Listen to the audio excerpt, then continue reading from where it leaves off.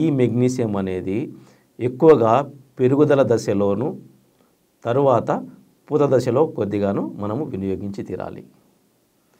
పెరుగుదల దశలోనే ఎక్కువగా ఎందుకు ఉపయోగించాలి అంటే ఇది నత్రజనిని మొక్క పూర్తిగా సంగ్రహించడంలోనూ దాన్ని వినియోగం చేసుకోవడంలోనూ ఈ మెగ్నీషియం పాత్ర చాలా ఎక్కువగా ఉంటుంది. అంతేకాకుండా పత్రహరితాన్ని ఏర్పాటు చేయడంలో కూడా మెగ్నీషియం పాత్ర ఉంటుంది. కాబట్టి మెగ్నీషియంని మనము మొక్క పెరుగుదల దశ అంటే 1వ దశ అయినటువంటి పెరిగే దశలో మెగ్నీషియంని ఎక్కువగా ఉపయోగించాలి. తర్వాత పూత దశలో కూడా కొంచెం ఉపయోగించుకోవాలి.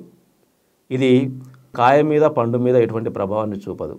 కానీ మనం ఆల్రెడీ ఏదైతే మనము పెరిగే దశలోనూ పూత దశలోనూ ఉపయోగించినామో అదే మనకు కాయ దశలోనూ సరఫరా చేయడంలో అంటే కాయ పండు ఏర్పాటు కావడానికి అవసరమైనటువంటి ఆహార పదార్థాలను సరఫరా చేయడంలో ఈ మెగ్నీషియం ఉపయోగపడుతుంది. కాబట్టి మనము ఎటువంటి పరిస్థితుల్లోనూ ఈ మెగ్నీషియంని మనము తక్కువగా చూడరాదు. దీన్ని తప్పనిసరి వినియోగించడం వలన మొక్క ఆరోగ్యవంతమైనటువంటి పెరుగుదలను కలిగి ఉంటుంది. అంతేకాకుండా ఫాస్ఫేట్ కాంపౌండ్స్ మొక్క అన్ని విభాగాలకు సరఫరా అయ్యేటట్లు చేస్తుంది. నత్రజనిని మొక్క ఎక్కువగా సంగ్రహించేటట్లు చేసి అది పూర్తిగా వినియోగంలోకి వచ్చేటట్లు కూడా మెగ్నీషియం పాత్ర వహిస్తుందన్నమాట.